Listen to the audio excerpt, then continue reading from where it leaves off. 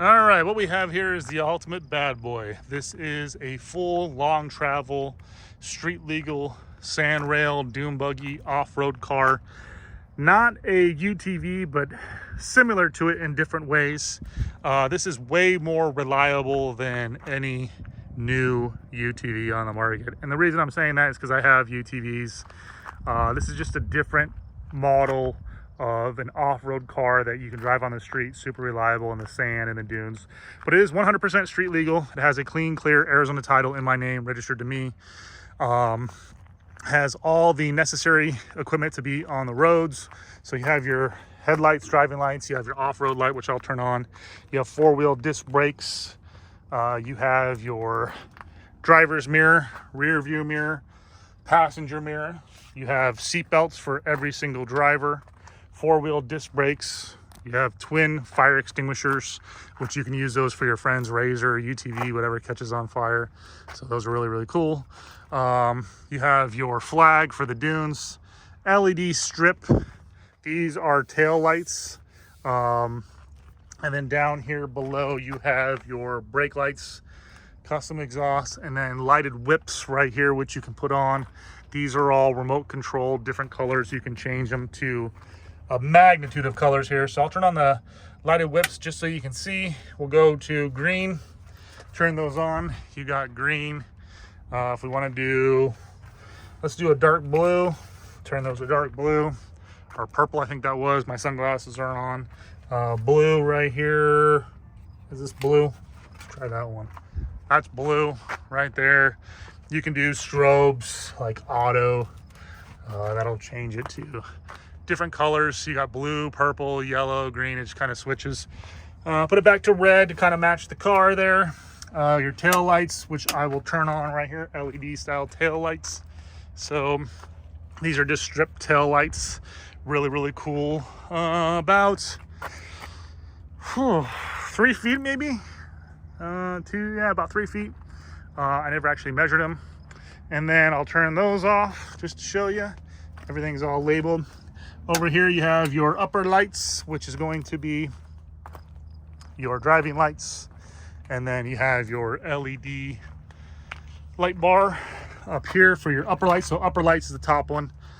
Obviously I said that wrong. Your VIN number, ignition and fan. Fan comes on. I'll start the car here. And then there's a couple other things that are not hooked up, but you can put a chase bar if you wanted to right here for chase lights in the back if you're like a pre-runner kind of car. Turn it on. Ecotec motor, which I'll touch on. You got great oil pressure, volts, oil pressure, etc. So I'll turn this off. You have twin 12-volt accessories for, cigarette lighter. You can plug in your cell phone. This right here is for the full gnome for your speaker system right here. It's all Bluetooth. I'll turn it off.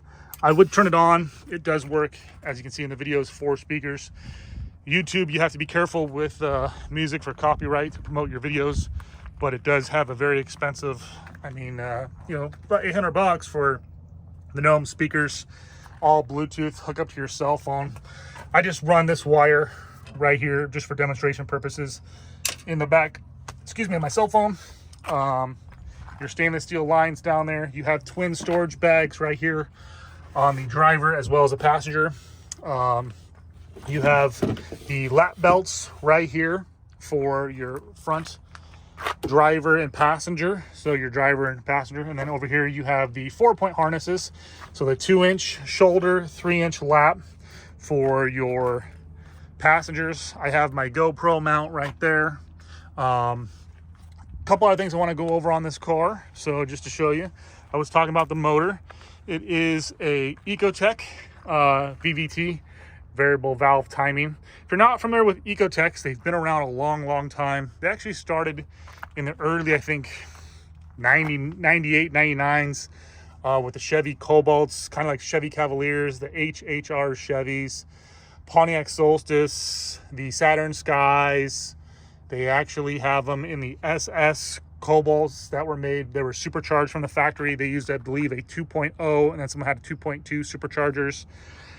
They actually use these motors 2.4s. They still make them today. Now they're 2.5s. They use them in the auto cycle from the Polaris Slingshot. About 175, 180 horsepower. Polaris used them from I think 2016 to 2019. And in 2020, Polaris used their own motor for the Polaris Slingshot. But those are really, really popular in sand rails, dune buggies. A lot of people put them in Volkswagens. And speaking of Volkswagens, that's what this uses, is a Volkswagen Type 1, which is a bus, Volkswagen 002 transaxle. They make the VW Type 1 transaxle, and then they have the Gias and the buses. They make 091s, 094s, and then Mike Mendiola kind of experimented with these, and that's where the Mendiola and the Jamar corporation started, from the high horsepower. So the good thing about the Volkswagens is these are still on the road today. A couple things you can do here. So what you could do if you wanted to is you could remove this motor and you can go back to a Volkswagen if you wanted to. I don't know why, but it would bolt right up to the transaxle. You just have to take off the adapter plate and you can go straight to Volkswagen. You have enough room back here to literally, if you wanted to go with an LS1 Corvette, an LS2, an LS3, you know, LS7, LS9 Corvette motor, you would have to upgrade your transmission so you don't blow it, but you can be doing wheelies and stuff like that. But there's a couple upgrades you can do to these motors. You can do a turbo. I'm a big fan of the turbos. I don't like the factory superchargers, but you can do a turbo, you know, have 350 horsepower, 400 horsepower, and this thing will keep up with Corvettes and no problem. Little 4-cylinder, you know, 350, 400 horsepower, depending on your boost. You know, you got 15 pounds of boost. You're gonna have about 400 horsepower. So if you went down to just a conservative 5 pounds of boost, you know, you'd have about a 230 horsepower car. Still plenty fast. The good thing about this with the Volkswagen transaxle is you can actually remove the motor with any adapter plate. You just have to buy one for the motor. So for example, if you want to run like a Nissan 300ZX motor, you can do that. Just get the adapter plate from Kennedy. A lot of people are using Subarus. You can use the Subaru EJ20s out of the Legacies and Outbacks. Non-turbo, non-aspirated. You know, those run about 800, 900 bucks. You already have the radiator. It costs you about 900 bucks or so for the adapter plate. You can have, you know, quad cam EJ25 turbo out of a Legacy. That'd run you about 1,200, 1,300 bucks, have about 220 horsepower, 250 horsepower. If you want to go to a Subaru WRX, you can do that. The quad cams, like the Porsche Boxster motor, you know, same thing, water cooled. Very, very cool. The WRX probably going to run you a little bit more, you know, with the wiring harness, probably looking about 2,000 bucks. But if you wanted to go to any type of Honda, you can do a Honda. No sense really going to a 4-cylinder Honda unless you're a big Honda guy, like a, you know, F6B. You know, you can do a blue top, or like a, I think they're what, B16s and K16s. You know, H22, like out of a Prelude, H22A. If you're gonna go upgrade to a Honda, I mean, why not go to at least a 3.0 V6 or a 3.2 V6 or an Acura, you know, like a JDM Type S 3.2 or 3.5 Type S with the forged internals. Even the Honda Pilot, the newer motors, you know, forged internals from the factory. Little V6s have 240 horsepower, but those Type S's out of the Acura, those things scream. I mean, you can get 280, 300 horsepower, run you about 1,600 bucks. Then just get your adapter plate. If you wanted to stick with, you know, V8s, you can go with the V8. You can go with the old school Buick was a 215 V8.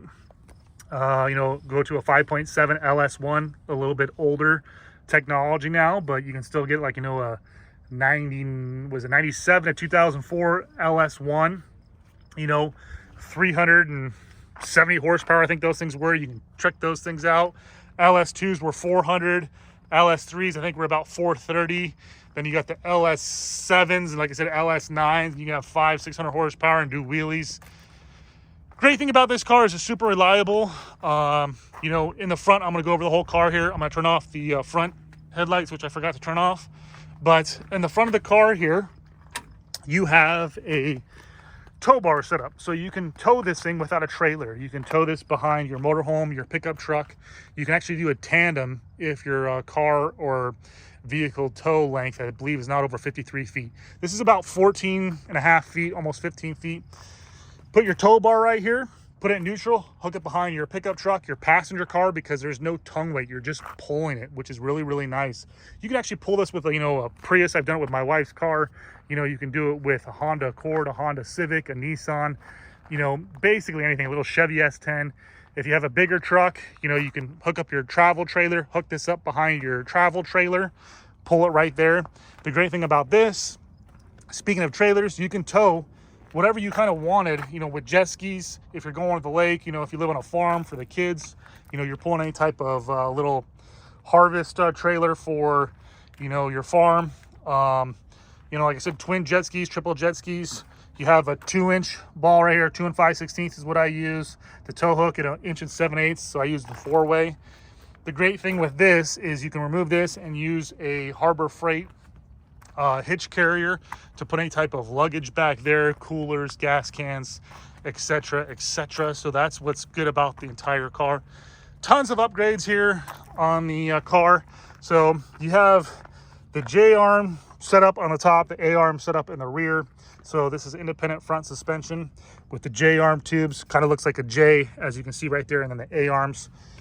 You have Jamar racing hubs on all 4 corners right there, 5-lug wheels.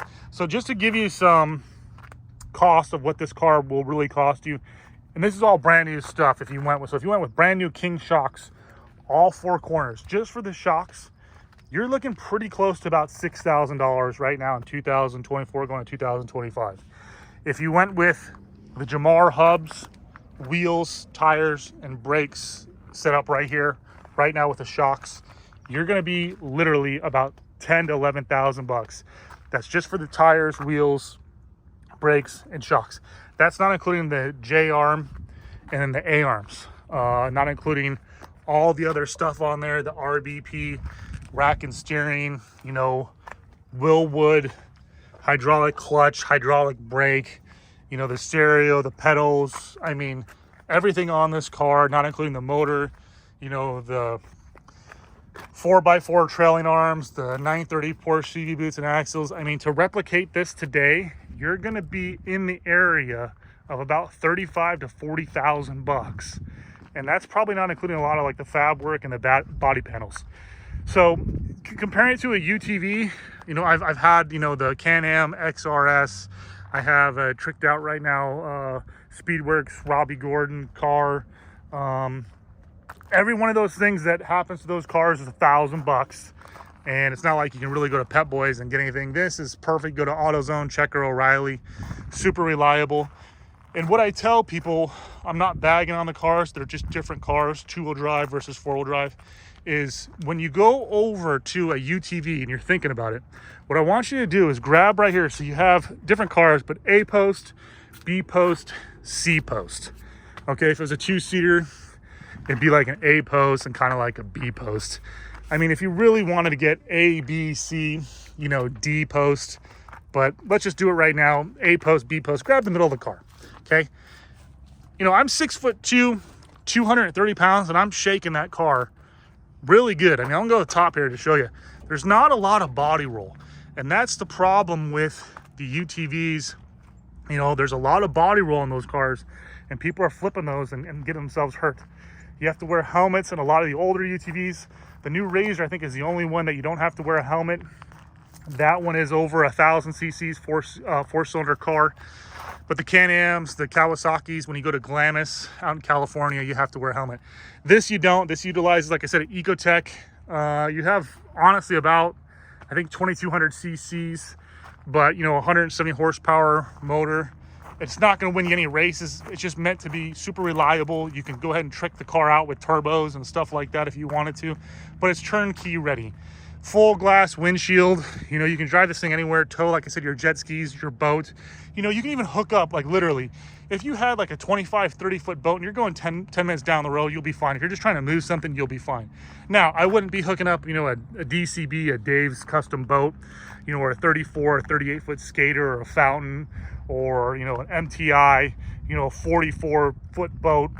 triple axle to drive up and down the freeway. I mean, it's just way too much weight on the boat and on the trailer and on the car. So this is super reliable.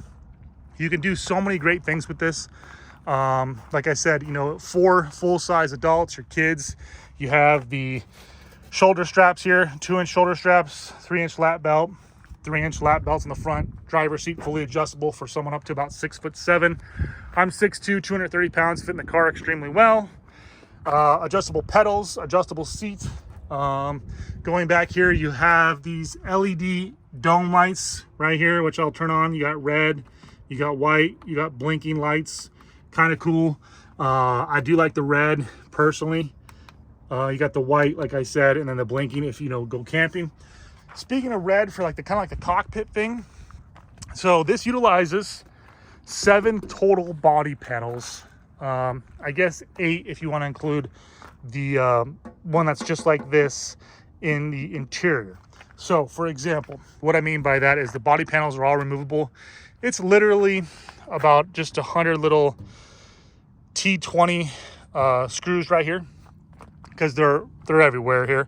So you got 1 panel, 2 panels, 3 panels, 4 panels, 5 panels, 6 panels, 7 panels. I said 8 because you do have this one right here. So very, very simple. This is kind of like a rhino line. You can do this all black. You can do gloss black, matte black.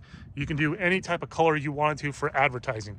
I started thinking about this, and with the whole, you know, Tom Cruise and Maverick Top Gun theme, you know, Top Gun 2 that came out, Maverick, now they're talking about Top Gun 3. I'm a little hesitant about selling this now, and then my idea is maybe doing like a light ghost gray or even a dark ghost gray fighter pilot F-16 Tomcat color scheme. So light ghost gray, dark ghost gray, do like the F-16 right here, like a logo, or like a Tomcat, and then maybe like Maverick down here. I'm just saying, I think it look kind of cool, you know. Here is your black panels, but you can leave this like a 2-tone. Do the roof, you can do a dark ghost gray. They also make like the gunship gray, like a battleship. I think that's a little too dark, but I think like a light ghost gray theme would really make this pop. And then you can do the regular black seat covers, or you can do 2-tone gray seat covers. They run about $40 from Jegs or Summit. But I just started thinking about that if I was not really gonna keep it, but you know, I kind of go back and forth. It's just a super fun car. Tons of goodies on it. You know, you got your 10-gallon fuel cell, fuel pressure regulator, twin fire extinguishers for your friend's Razor, because those did catch on fire all the way up to about, I think like 2021, 2022. You can actually look that up. I'm not bagging on Polaris, but I believe they settled like a $75 million or $80 million lawsuit of a 15-year-old kid that did unfortunately pass away and tragically burned to death in somewhere around 2017, 2018. Those cars were a little notorious for catching fire. The Can-Ams, I've had those too.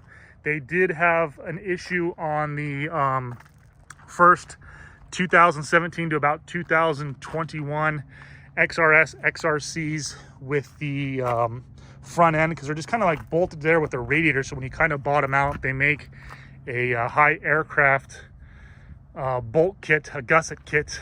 A lot of those cars, you know, are manufactured in, you know, Mexico, Taiwan, you know, Hong Kong with Robbie Gordon's, you know, Speed UTV. I actually have one of the Speedworks cars, the XX Wildcat from Textron Arctic Cat, pretty tricked out. The Can-Am was a fun little car, turbo. But every car has its ups and downs, you know. Polaris, the Can-Am, the YXZs had problems with the clutches, you know, burning out, so they have to do that. What is it? I think the Recluse clutch. The KRXs are virtually bulletproof. One of the best cars out there for non-aspirated, non-turbo cars. Super reliable. They do have problems though on the clutch weights on the KRXs, but those were great the You know, Suzuki never really got in the game. Honda tie-ins did the dual clutch technology there, the DCT. The new Can-Am doesn't have a belt. That's the other thing, you know, this doesn't utilize a belt. Those belts run you know, about 120 bucks. Every time you turn around in one of those cars, it's, you know, $1,000. You know, seats, suspension seats, belts, all the stuff. I mean, my Can-Am, I was into that for about 60 grand. And then my Double X Textron Speedworks, that's probably about 52.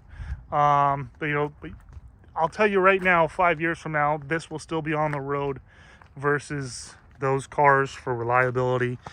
You have to rebuild those motors. This is bulletproof. I mean, fuel injection, super, super cool car. You can do so many things with, like I said, Subarus, with Corvettes, whatever you wanted to do. And I know I'm kind of rambling, but it's a very bulletproof car. Like I said, it's not going to win you any races in the drags at the sand, the dunes, but it's perfect for advertisement. If you have a restaurant, you know, like a little tiki bar somewhere in Florida, or, you know, a bar and grill, you can play your music. Everything's readily available on these cars. And like I said, you're gonna be pressed hard to find a car that was built like this. It's like literally built like a tank. Perfect for the whole entire family. I'll include the fire extinguishers, the jack stand right here. I'll keep my GoPro mounts, stuff like that. But it's, you got your flag and everything, custom exhaust. Like I said, street legal, VIN number, clean, clear, Arizona title. So if you have any questions about anything, if you want to stop by, I have the lifts in my garage. We can put this up on the lift, go underneath it. You know, you have, I haven't measured it, but I'm gonna just guess right now, looking at it, probably about 18 inches of ground clearance from the very bottom. And then travel, I mean, you got plenty of wheel travel. In the front, you probably got closer at the center point, probably close to about 2 feet of ground clearance. So very, very easy to drive. Very, very fun if you want to teach your kids how to drive stick shift, or your grandkids go on the farm, the tractor, you know, pulling stuff, you know, doing any type of seed or any type of crops. But it is a fun car, always turns heads, super reliable. And if you have any questions about anything, please feel free to reach out. I'll do some more videos of me driving and then some idling shots here, so that way you can get the overall feel. If you want to fly out, you can, like I said, I'll give you the tow bar and you can tow it back, you know, from a pickup truck if you want to rent like one from Enterprise, and just tow it back home. So super, super cool car. If you have any questions, please feel free to let me know. Thank you and good luck.